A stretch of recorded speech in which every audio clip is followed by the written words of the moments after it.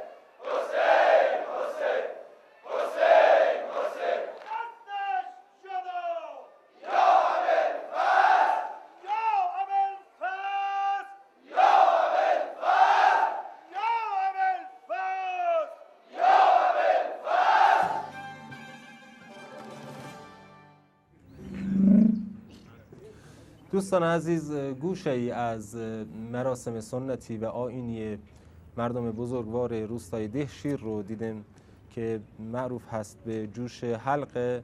در بعضی از مناطق استان هم جوشی دارن تحت عنوان جوش دوره.